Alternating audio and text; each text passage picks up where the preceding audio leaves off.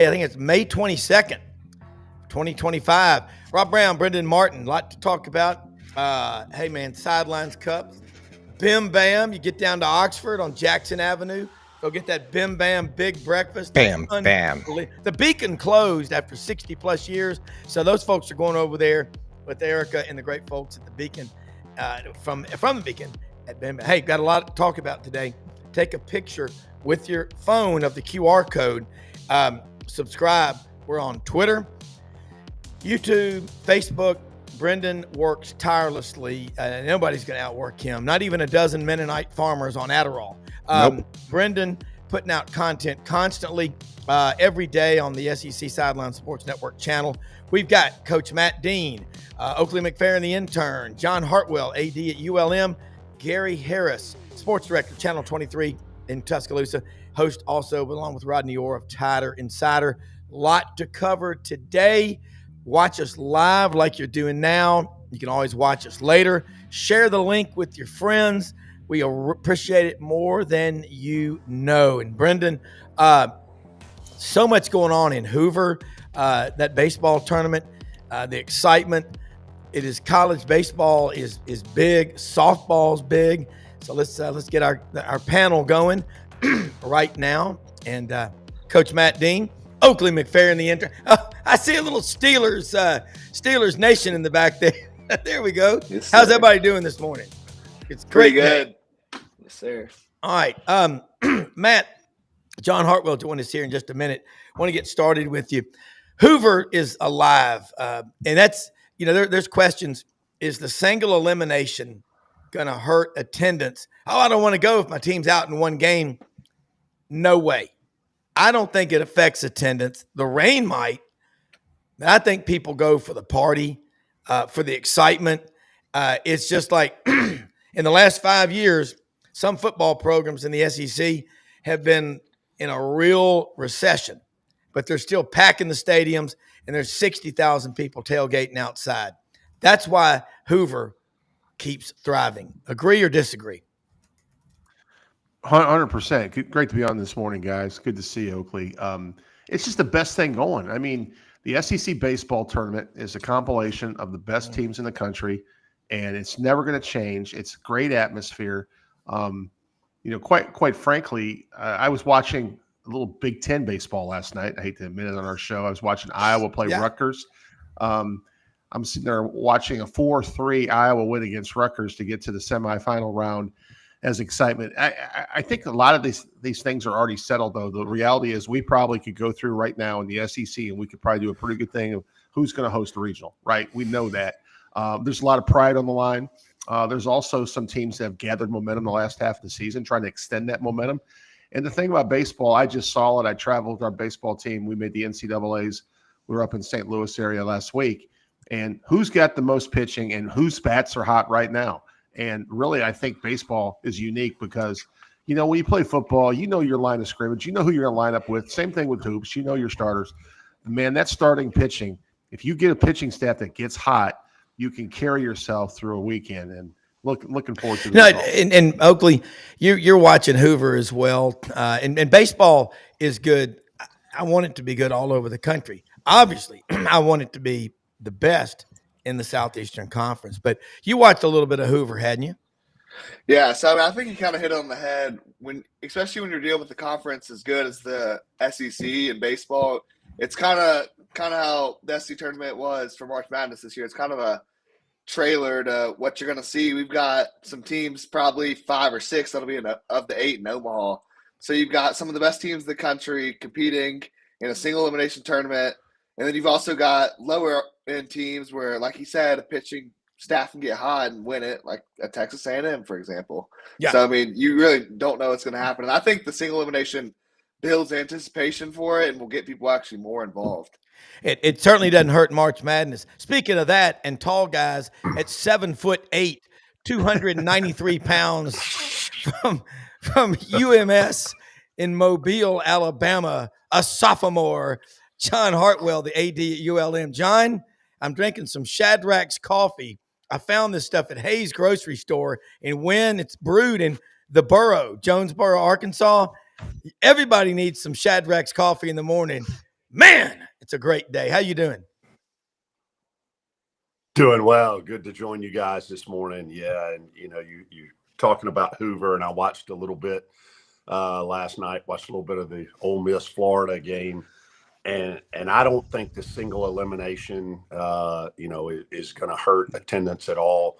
They do a great job there in Hoover, and all the RVs that come out and everything else, and it's funny because I tell people this all the time, and a lot of people, don't remember this. I can remember my early years at Ole Miss. I was there 03 to 12. And actually, at that time, there were 3 schools in the SEC that made more money off baseball ticket revenue and premium seating than they did in men's basketball. And that was Ole Miss, LSU, and Mississippi State. And, baseball has always been huge in the SEC. Obviously, recent national championships by Ole Miss and Mississippi State have helped solidify that. Obviously, there have been others in the SEC, but, baseball, college baseball, especially in the Southeast, even in our league, in the Sun Belt Conference, number 4, we bounced around this year between the 4th and 5th. Best league in the country in terms of RPI. Our tournament's going on right now in Montgomery, at the home of the Biscuits, and unfortunately, our Warhawks are not there, and I'm in the middle of a baseball coaching search right now. Tell you what, man, John Hartwell, you better be winning. I didn't know. I did not know Motel 6 had renovated like these rooms. Hey, if winning weren't so damn important, we wouldn't spend nearly so much money on these nice video scores. Well said, Matt. Jump in on that one. I like that. Did Matt? I think Matt froze.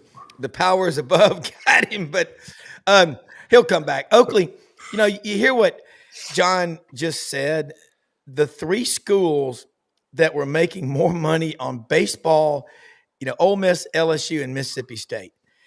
Throw in Arkansas, and look what they're doing at Auburn now, and Alabama, and Tennessee.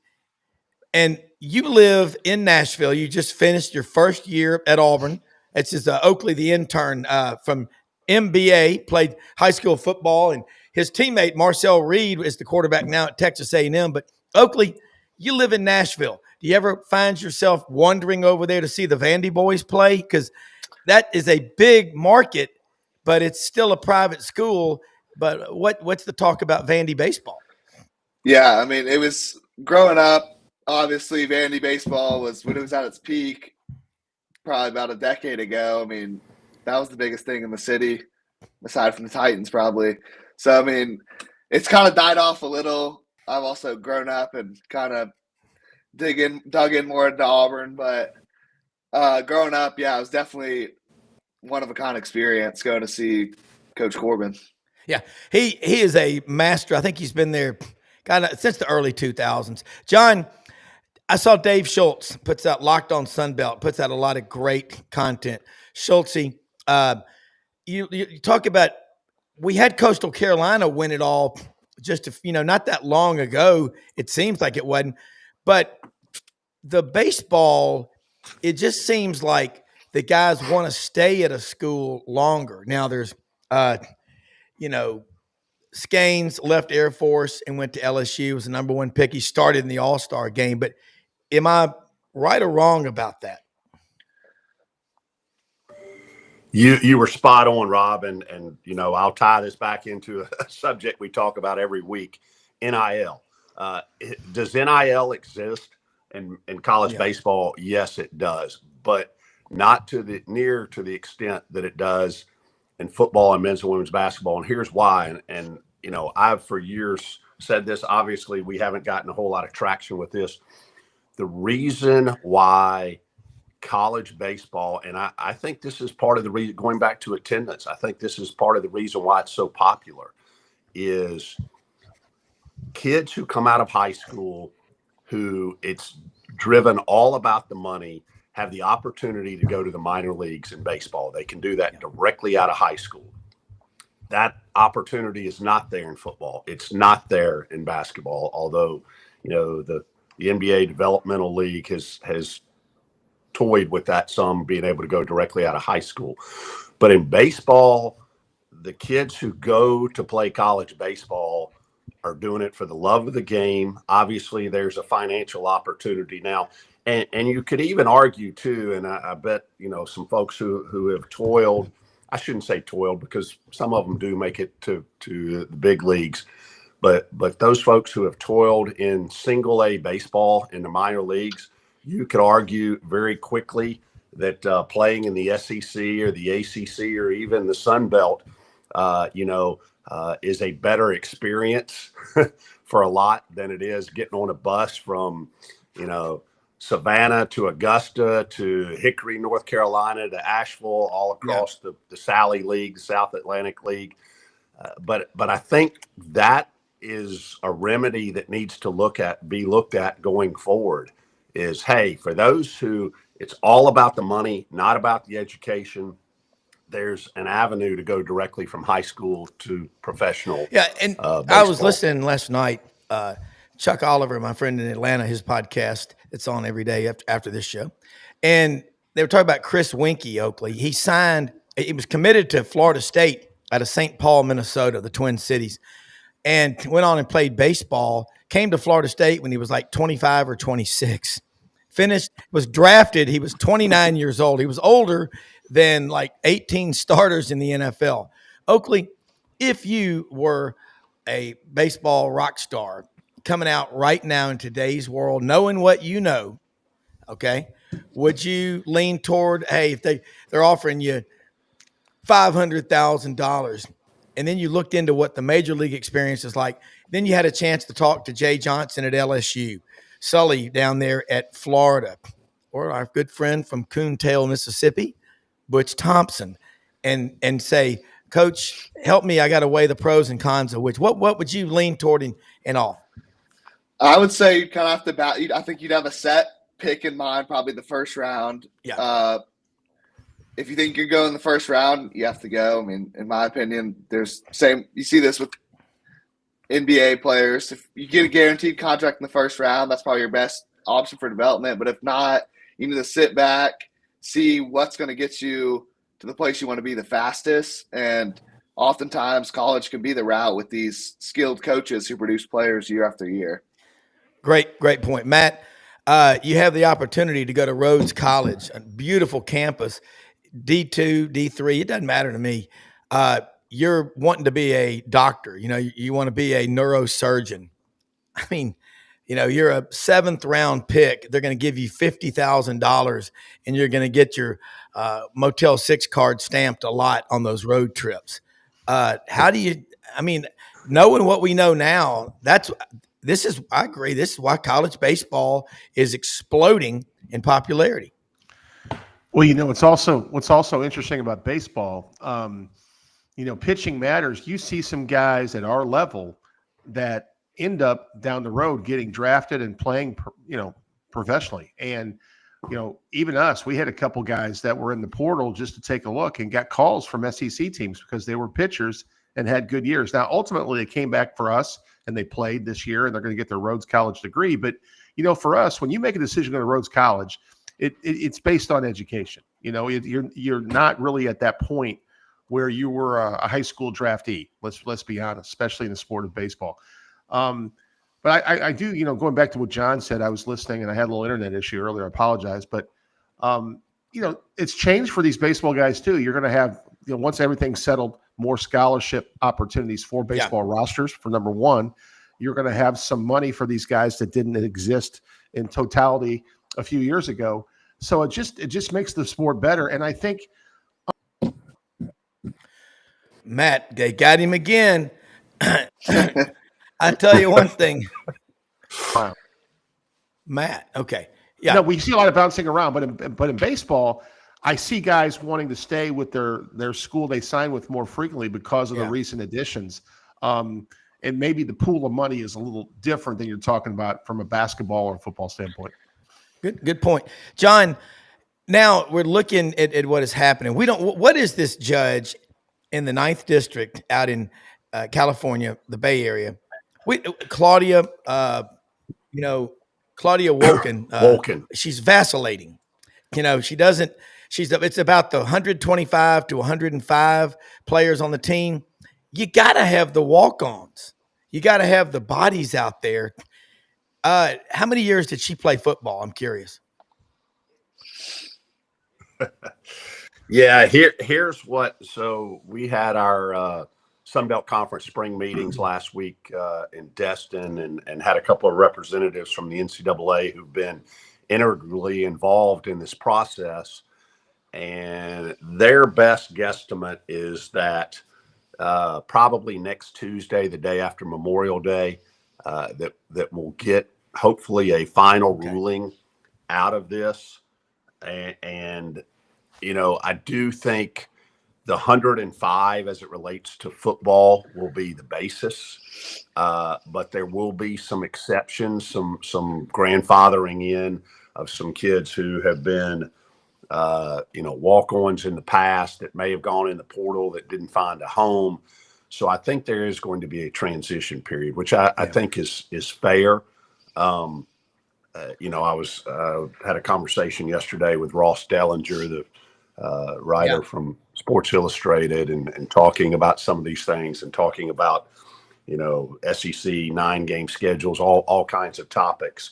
But, the fear with all of us involved in the enterprise of college athletics is every day we inch closer to July 1 that a final decision has not been rendered, gives that much more percentage possibility that the whole thing gets kicked, the can gets kicked down the road. And you can't kick the can down the road from July 1 to September 1 or to November 1. It's done on an academic year.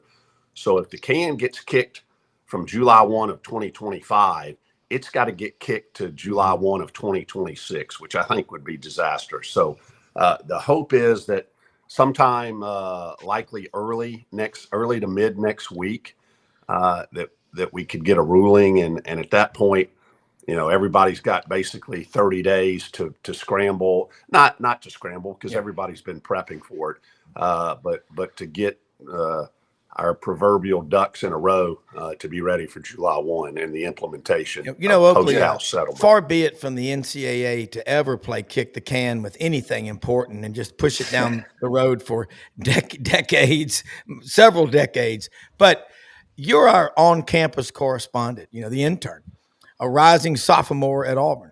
How many of these guys, student athletes at Auburn, football, basketball, how many of them are in your classes, in your study groups? Do you see going to and from class versus this online bull spit that is ridiculous? For what I paid for my son to go to Auburn, by God, if he'd have been getting online, I'd have sent him to Drawings Business College out on I-40. Yeah, I mean, I see a lot of the football players. I've got a few classes with the football players, but I've never seen a basketball player in class. I think they're kind of all online. Kind of like Fast Times at Ridgemont High. Yeah, but I think they kind of try to control it. Like if they're too famous, Scott and I room on campus probably wouldn't be able to sit still in class. So, I mean, I get that, and I'm sure Cam Newton had to do online of some sort when he was at Auburn, but I think for the most part, they try to get out there and try to get engaged within the community because that helps them build up their brand and really makes them personable. Well, talking about what John was talking about earlier, one of my buddies is a walk-on at Georgia Tech, and they kept 4 walk-ons. That's it with their cut, and he was one of them. But they cut like 23 walk-ons. Yeah, that to me is horrible. Because, obviously we're all older than you, but I've got friends that walked on. One of them, Jimmy McDavid's watching the show right now out in Weatherford, Texas. Jimmy walked on at Texas when we were coming out of Christian Brothers. He went out there and got his brains beat in, but I'm going to tell you something. He got the letter from Texas. He lettered. It doesn't matter. He was part of, that. And he's also tougher than a nickel steak and plays with cutting horses and does a lot of counseling. Great guy, but I know other walk-ons, they have a similar story. John and Matt, both as athletic directors and coaches, some of these guys, you look at them and you go, you came out here for 5 years. You never missed practice. You majored in biology or accounting, and you were always here. I mean, that's the first guy you hire as a GA. That's the guy you recommend to Deloitte or E&Y. That's the guy you recommend to Beasley Coleman Law Firm in Montgomery, isn't it? Not that the other guys wouldn't be worthy. Yeah, I mean, probably the highest profile version of the walk-on, if you will, is the 12th man program at Texas A&M. Obviously, always comes from a walk-on, but it does the process does eliminate some of those opportunities. Now, you could argue to say, well, there's always only been 85 on scholarship. Now you can have 105 on scholarship. And I will say this, we're still going to have walk-ons at ULM. We are not cash flush as a lot of group of fives, and even some power fours aren't. We're sticking right around that 85 scholarship number. So we'll have roughly 20 walk-ons. And that's, institutional decision there. But what a lot of people that are not, again, in the business understand is when you've been able to have a roster of 120 or 125 or 130, at some institutions, especially the Power Fours, don't ever forget this. And I don't care how flush people are with cash or institutions are with cash or their athletic department is, there's always going to be 3, 4, 5. I'll just be candid. I'll give people an inside look here. They are somewhat favors, probably kids that are never going to see the field or may very rarely see the field, but the influential status of their parents or somebody in their family or somebody like that, they're a significant donor. I promise you, rosters across the country, you could go down every FBS football roster and you're going to find 3 or 4 kids who fit that bill that are somewhat favors. And that's no knock on those kids, because a lot of times they may develop into where they eventually see the field. But that happens everywhere. And the opportunity for those kids, or the tough decisions back to coaches or even administrators who sometimes have to get involved, those are really tough decisions under the new guidance. One of my favorite walk-ons ever at Auburn was a kid named Willie Whitehead out of Tuskegee, Macon County, 19 miles from Auburn. And I always, as a kid, and I would do it, and my kids did it, still do it, still go out there. I'll go talk to a coach I know or something, and you see these walk-ons, and then you see their parents, and you're like, wow, they got strong genes. But the character, hard work doesn't build character. It reveals who you are. And I think this is, Matt, when you have walk-ons that want to, you got 1,950 some odd students at Rhodes College in Memphis, 537 of them are student athletes. Do the math. Oakley, get the calculator out, the Gazendas, that's about 26.3%. At a school like Auburn or Florida or Texas, maybe it's 1.5% are student athletes. Now, for the record, I was at Auburn when Bo Jackson was there. We saw him everybody was in class with us. And if you ever were inclined to look on someone else's paper, it was always good to be behind an offensive or defensive lineman who would block out the sun. But I never did that. But anyway, Matt, go ahead. No, I have great respect for walk-ons. Like you said, John hit it spot on. Sometimes these are decisions made because of, certain things that go down in the placement of rosters and how they're influenced by boosters and those type of things. And at Rhodes, we're a development program anyway. So why wouldn't I want to take someone that wants to work? If they're doing everything our other kids are doing, program. And quite frankly, in my coaching career as a head coach, I had a walk-on once in every 4-year cycle. And I think it's kind of healthy. And you see all these videos out there when a walk-on gets a scholarship at the Division I level. One of the best things going out there. And that's definitely going to be missed a little bit. Well, Memphis had a great investment firm, Morgan Keegan, and started in 1969. I worked for them for years. They sold eventually to Raymond James. But for all of y'all, I don't know if you knew this, part of their roadmap of building the firm was to hire student athletes. Yeah. Whether you were a starter or a walk-on, they said there were three things. Number one, you're a tough son of a bitch. You can handle a lot. Number two, you are disciplined, okay? And number three, it's instilled in your DNA goal setting and working through problems. Because a lot of people today, my son Wilson, who loves Oakley like a little brother, said it best about 6 years ago. He just looked at me and the red man goes, Dad, kids today are not the problem. It's the parents trying to be their kid's best friend. And he goes, you're not my best friend. He says things about me. Then he goes, now I know why you said what you said. John and Matt, in your position, and then Oakley as a student, man, Oakley, you're wise beyond your years. I like, and that about Georgia Tech. Could you imagine if you're a walk-on football player, Georgia Tech, Grant Field, Bobby Dodd Stadium, majoring in engineering or architecture, and you play and you get part of that ring-knocking network of alumni, Georgia Tech, which per capita produces, I think, more millionaires than any university in America, John. I mean, why wouldn't you go through hell, even if the only time you run on the field is to hug your parents and your family at senior day? It's worth it.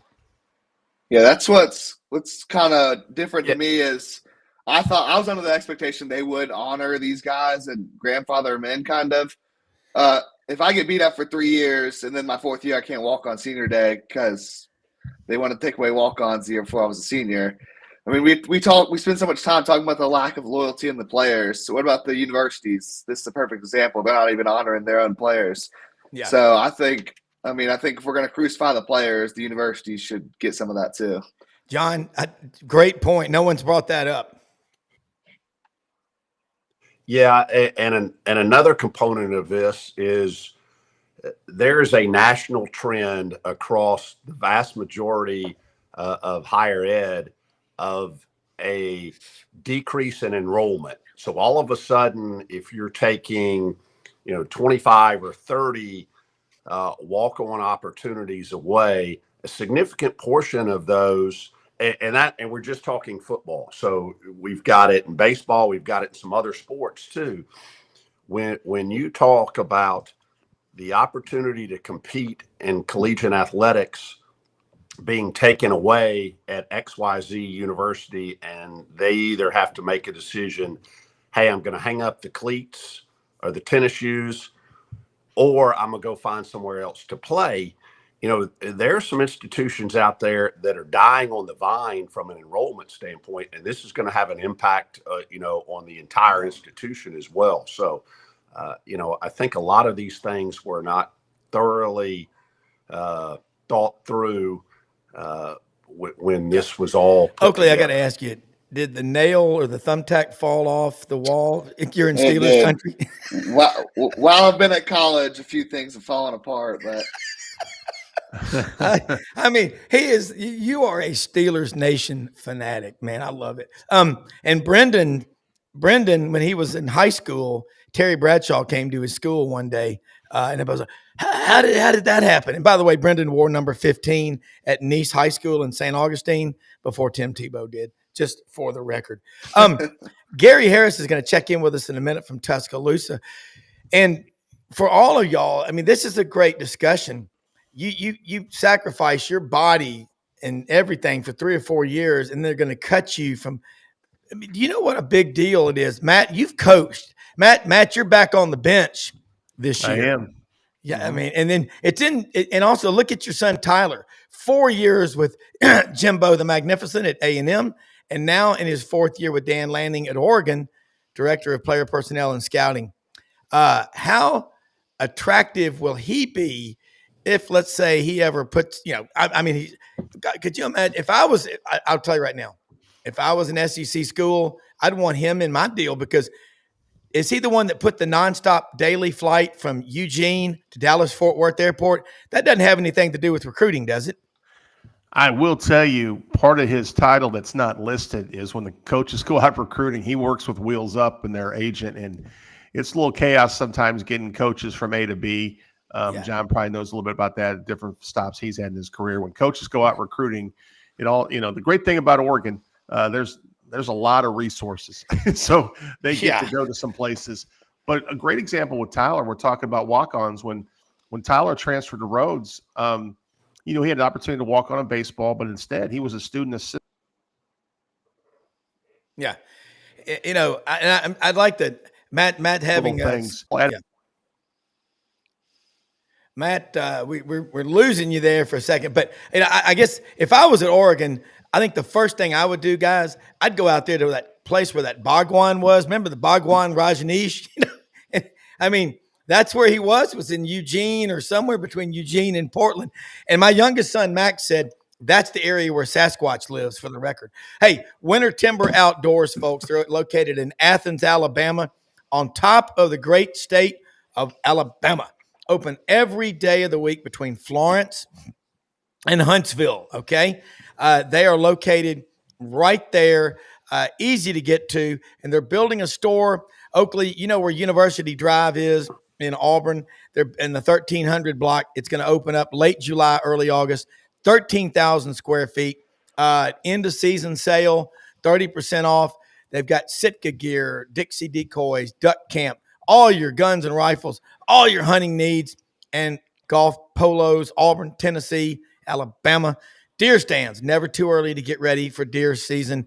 Was out yesterday, saw a good-looking doe, and our puppy was there, and she didn't see it, and that deer looked and was like, I'm out of here. So anyway, great time to get in there to Winter Timber Outdoors. Proud to have them as a sponsor. Look at these big bucks right there in Athens, Alabama, soon to be in an SEC town somewhere. That's their plan, all the SEC towns.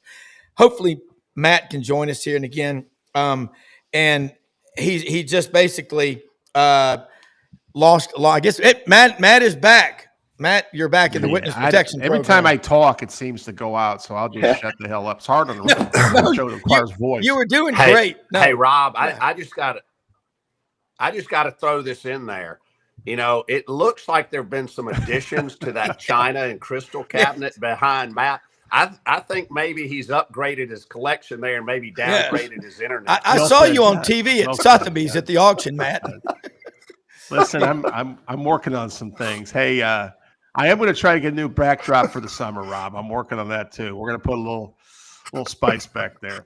Well, look, man, and it could be a little like Steelers country. Oakley, I know, is going to go back and nail that. But Oakley was down there achieving damn near all A's this year as a freshman in college.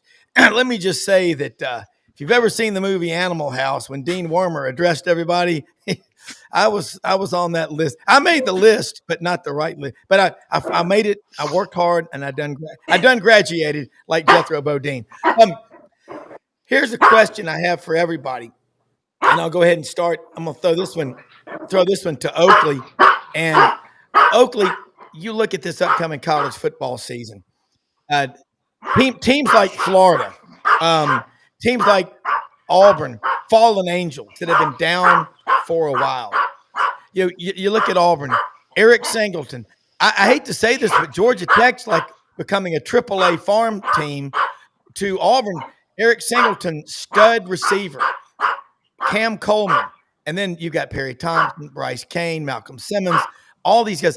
You can't double team both of them. Jackson Arnold, Deuce Knight. It doesn't matter what it is, but at some point, I think I got Auburn pegged to win 10 this year. Am I nuts? I don't think that's a far reach because they've been that close the last 2 years. It's the schemes, and the quarterback play was, God love him, not as good as it should have been. Some lofty expectations, but yeah, really everything's in place if Jackson Arnold can produce. I mean, this is probably the most talented Auburn receiving core, definitely of my lifetime, probably of ever. And Jackson Arnold was in a situation last year where he probably had one of the worst O-lines in the SEC. He was without his top 5 receivers from week 3 on, not really put in a position to succeed. So, I mean, we'll really see what he looks like and if he can live up to his high school expectations because, he's Mr. Football in the state of Texas and top 10 recruit nationally. So he's got the tools at his disposal, and we'll see how he uses them and produces. Yeah, I think he also lost his entire offensive line. John, when you look at football now with the portal and NIL, all right, we'll push them over to the side. Let's talk about depth charts and rosters and all. Bryant Vincent, your coach, second year, y'all got off to a hot start last year. You're 5-1, and then I don't know what happened. Was it the mental part, like, here we go again? You don't know what's going on inside those players' minds, but how much different is it when you go to practice as the AD? You're on the sidelines, the camaraderie, the closeness, the unity of the players now compared to 10, 15, 20 years ago, in your opinion? John, you're on mute. Okay. Yeah. Okay. Well, I'm there we go. Yeah. There we go. There we go. Sorry about that.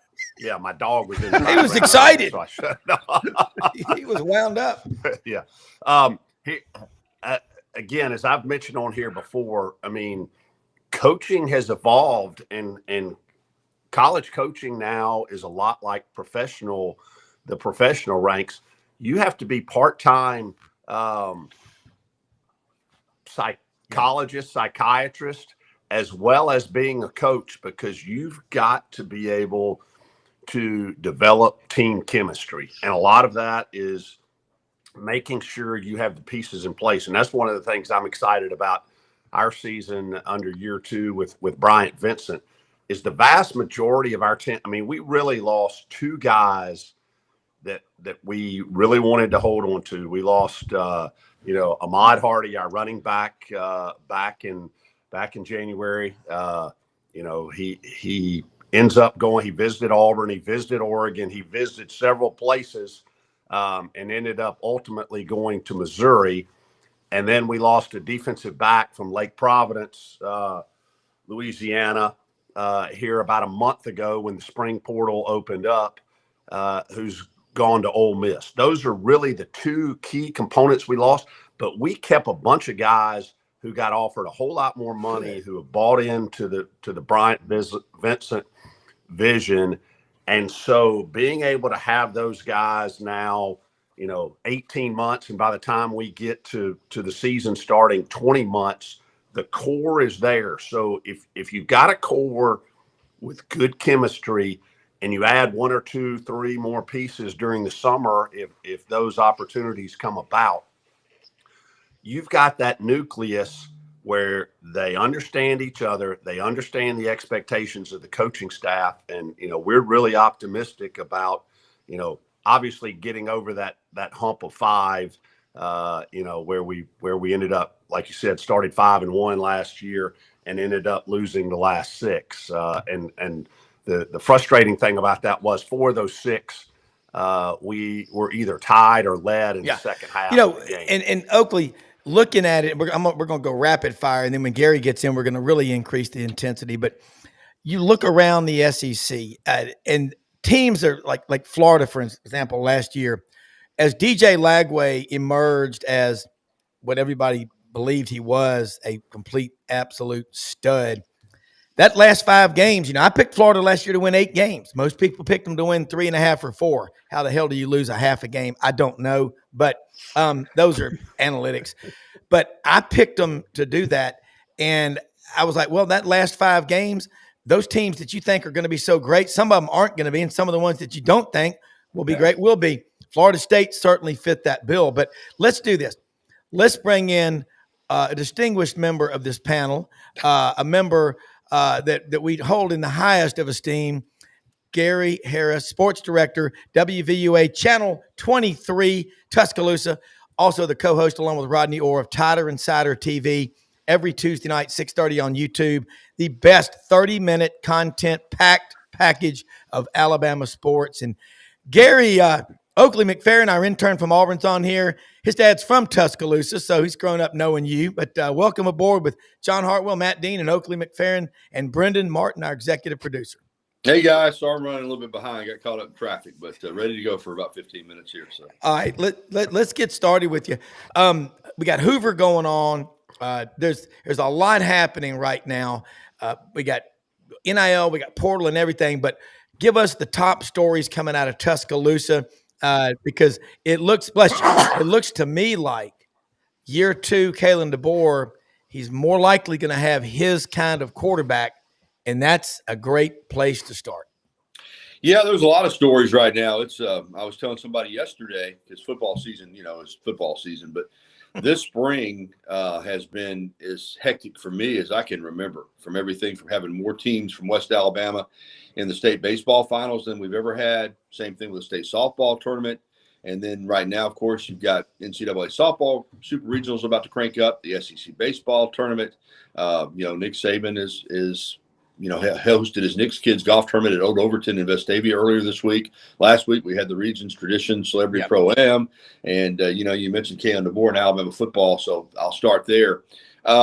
Everything seems to be in a good spot right now. Of course, all of us know everything can seem great. Everything can just look perfect. And if you get out there and, you somehow go to Tallahassee August 30th and you lose the game against Florida State, it's going to be crazy. It's going to be nuts. It's going to be, people ready to fire the coach after one game. So that's the way it works. But right now, it appears they're in a good spot roster-wise, coaching staff-wise, with symmetry and chemistry and all those things. So I would say going into the summer, Alabama football is in a good place. And Coach DeBoer's got a year under his belt, which I think is important, because I think that it's hard to, prepare for a job in the SEC if you've never coached in the SEC, particularly at Alabama. So I think there's a lot of things that he learned. And as you alluded to, Rob, I think he's very thankful and grateful to some of those guys last year that kind of held that team together when it looked like, there were a lot of people that left. It looked like it might have been a mass exodus, because I think those players were stunned when Nick Saban retired. And there were some guys that helped hold that together, get them through it. But now I think it feels like, from my perspective, that this transition is complete, and this is Kalen DeBoer's program. Last week we went down for Wednesday, Thursday, Friday. We were down there for the Regions Pro-Am in Birmingham at Greystone. Nick Saban had 8 troopers and police escort, and here comes Kalen DeBoer carrying his own bag. He just, I asked some people over there in the football building, Rob, if it's awkward for him, because he is the head football coach at Alabama, but when he's at an event with Nick Saban, and I thought the Regions Tradition Celebrity Pro-Am people were smart putting, I think, the 2 biggest sports celebrities from the state, Nick Saban and Charles Barkley, together. Yeah. And but I asked, and they said, no, Coach DeBoer handles it well. He understands that, right now, as long as Nick Saban has the presence that he has in this state, or until he wins a national championship, he's probably going to be second fiddle to Nick Saban, so it doesn't bother him. But that's a great point, Rob, because we got, I had somebody over there and we got the video, and you could just see, Kalen DeBoer just kind of walking around unencumbered. Yeah. And here's Nick Saban and just being mobbed. But that's the way it is. Yeah, it is. And y'all jump in here with Gary Harris from Tuscaloosa, Alabama. But hey, Rob, I got a question for you. And when you said Auburn's going to win 10 games, who's going to win the Iron Bowl? Is that going to be one of your 2 losses or one of your 10 wins? I'm just curious, Rob. I want to get that answer right on the record. I'm not going to pick the specific games yet, but I'm just going to give you a number. Okay. But I'll tell you this: you can ask Auburn fans, going back, knowing what we knew about Brian Harsin at Auburn. Now, would you have wanted to beat Alabama in 2021 and give him more time, or That's not my question, Rob. I'll answer it for him. The last 2 times Bama's played at Auburn, it's been the games Auburn should have won probably, and that's when Alabama was probably up here. Auburn was way lower in terms of talent on their team. So okay. I think this is the year Auburn does beat Bama at home.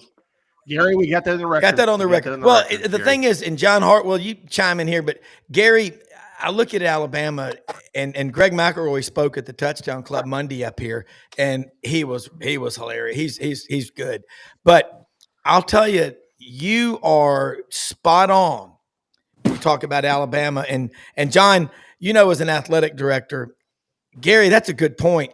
Kalen DeBoer understands it, but the guy's won everywhere he's been. John, how would is that's a cool take on it, but it looked like Elvis coming in with his entourage. It was pretty wild. Yeah. I mean, and I don't care how good a coach you are. There's an acclimation period for everybody. Very, very rarely do you see, and especially, it was a risk for him. Just like following Bear Bryant was a risk. Following Nick Saban was a risk too, because it's easy, whether you're an athletic director or a coach of any sport, a lot of times when you look at opportunities, you want to go in someplace where, it's not in good shape because there's only one direction to go. If you go to a place that's at the pinnacle, it's hard as hell to maintain that. And it's not going to happen. And, I know there was a faction of the Alabama fan base who said, this was the wrong pick. Give the guy a little bit of time, give him a little bit of grace. And, he obviously is a winner, as you said. Maybe he's not from the cut. He's not a Southeastern guy, but I think he's really good. I know we get to go see him up close and personal in week 2 of the upcoming season, and look forward to the opportunity and the challenge there. But I think he's done a great job off season. I know him a little bit. I know Kane Womack a whole lot better, and I think Kane's I know Kane caught some grief last year too for what happened defensively. But again, I think they are going to be a formidable foe for everybody this coming season, not just in the SEC, but throughout college football. Yeah, and Gary, Austin Mack, Ty Simpson, and you and Rodney talked a lot about Dylan Lonergan. He's gone to Boston College with Bill O'Brien. Talk about that quarterback room, and then get your take on the wide receivers. One of Oakley's friends, Isaiah Horton, has transferred he played against him in high school, from Miami to Alabama. Your thoughts about him, what you saw I know you have lots of access to spring practice, so tell us stretching and all. Well, on the quarterbacks, I think that, if it goes to script, Ty Simpson will be the starter, and he will remain the starter. I mean, I obviously like to, believe and subscribe to the theory that for most football teams, the guy that starts the first game at quarterback, it's best if he's starting the 12th game at quarterback, because I think that means that he's good and he doesn't get hurt. I think that they're going to give him every opportunity. I think Ryan Grubb kind of said that. At the same time, Austin Mack has been in this system for 2 years. He was at Washington and then came down here to Alabama. And then Keelan Russell, the true freshman, I know Nick Sheridan, the quarterback's coach, believes that he's special. So if something happened, Simpson was the starter and it did not go to script, I don't think they would hesitate to make a move at quarterback. Having said that, I think Ty Simpson has been here. This will be his 4th year. He's waited his turn. He's very talented. It's easy to forget now in this microwave society that coming out of high school, he was a 5-star prospect. Oh, yeah. So I think he's a good quarterback. Wide receiver room, I think they're really pumped about the wide receivers. First of all, you've got Ron Williams and Jeremy Bernard back. They're proven commodities. Horton is a guy who not only does he have tremendous skill, size, I've been impressed with just who he is as a person. And Oakley may be able to speak to that knowing him. I mean, he got in here, man, and just seems like a team guy. He said nothing disparaging about Miami, but he just said the opportunity to play at Alabama was too good to pass down. He didn't mention NIL at all. I'm sure it's a factor. But in Miami seems to, I think, pay more than Alabama does overall. I don't know what his particular package is, but you didn't get the feeling that's why he was here. You got the feeling he was here because he wanted to be in the SEC. He wanted to play at Alabama, and they're deep at that position. They got a lot of skilled guys. Jalen Mbakwe's coming over. Hopefully Jalen Hell will come back from his injury, and I think they're really high on the receiver room. So if you've got good quarterback play, and in this offense you've got good receiver play, I think the running backs will be solid. I don't know if it's a spectacular group, but I think it's a good group, and I think the offensive line in the second year under Coach Cap should be better as well. So offensively, as you kind of alluded to earlier, Rob, this should mirror what Kalen DeBoer wants to do offensively a little more than last year. And also, I think Ryan Grubb coming in, I agree with everything that everybody else has said. I think he's going to be a tremendous addition. I like Nick Sheridan. I think Coach DeBoer thinks Nick Sheridan is a brilliant young coach, but now he's the quarterback's coach, and you got Ryan Grubb as the offensive play caller and offensive coordinator. I think it's going to make this offense a lot better than it was last year, a lot more consistent. Yeah, Oakley, you got a story from high school about Isaiah Horton. I know you played at NBA. He's in Rutherford in Murfreesboro. Well, I think what speaks to a lot of him, and a lot of people might not pay attention to, is, he was a 4-star receiver coming out of high school. He played in a wing T offense, so he probably got the ball about 3 or 4 times a game. Wow. Didn't say a word about it. And, receivers are divas at any level. So, to not complain about that is really, really, I think, speaks to him a lot more than people may look into. But I think Alabama this year has the opportunity, even if they have some issues at quarterback early on, which, Ty Simpson doesn't have a lot of in-game experience they may have. They have the opportunity to lean on their defense this year. And we kind of saw that the second half of last year. So I think that's really going to be the biggest factor in Alabama staying afloat early on until their offense kind of gets their legs under them. Yeah.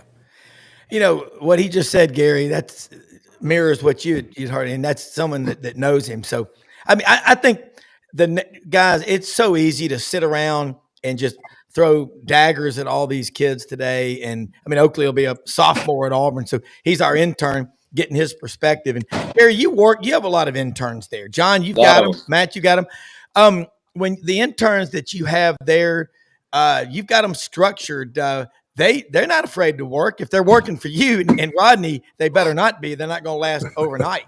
Yeah, I think the intern program, and I don't know how it is in on the academic side, but for us, as far as the television station, I lean on interns more than I ever have because of, budget cutbacks and, not having nearly as many full-time employees as we once had. So our interns, we bring them in, and it isn't just, follow somebody around anymore. Those days are gone. It's get in here, learn how to do what you need to do, and I'm counting on you to go out and get content.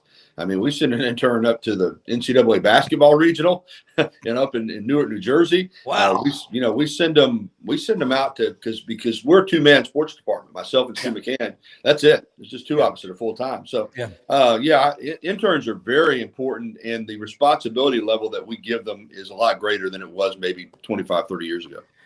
That is good. And Matt, you got to have young coaches. It's the same thing coming. If you're not mentoring these people, they're never going to be the next Matt Dean or the next Nick Saban. Somebody's got to teach them. 2 people I never thought that we said in the same sentence, Rob. Matt Dean and Nick Saban. No, but of course. But let me just tell you something.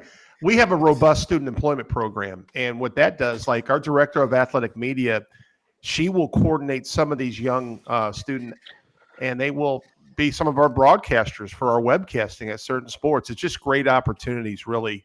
And also we've had some successful interns. Honestly, I was in that mold when I was in college, so it really benefited me. And, I can't imagine, sending someone up like Gary did. That's a great, I look at it as a great opportunity for those young people. The fact we got Oakley here, he's talking about 4-star wide receivers he played with, and they're running the wing T. Just very impressed. And I think, he's got a bright future. So, that's what it's all about, man. Yeah. It's growth. Putting people out there to work. John, I know you're over there. Yeah. Are you doing somebody's taxes over there on the sideline? You are a CPA. You got the visor on. Where's the fan?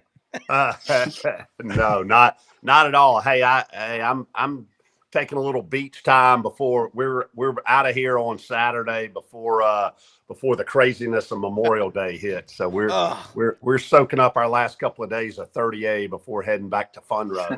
But hey, just back to the intern program, and I only have to look as far as my 2 teenage daughters who say, "Dad, you're so out of touch." So yeah, I mean, I think one, it gives a developmental opportunity for those interns, but it also gives us as folks who haven't, we didn't, between Gary and Matt and you and myself, we didn't matriculate out of college in the last 5 or 10 years. And it gives, I think, the opportunity for good and candid truth telling feedback on the pulse of what's happening on our various campuses. Yeah. Oakley's kind of like when, you send Jesse Waters out or someone like the man on the street. I mean, we're going to start sending Oakley out with a man on the street. Bill O'Reilly used to send him out there. Now Jesse's got his own show. Gary, Let's go. Yeah. Hey, look, what are you talking about on your show today, and how do they follow you? Oh, wow. We're talking NCAA softball super regional, and Jeff Spiegel from ABC 3340 is going to join us, and just a lot of different topics. Tide100.9.com. You can download the Tide 109 app on the radio side, TV side, WVUA23.com. We also have a WVUA23 app as well. Thanks, guys. Love it. Thank you, Gary.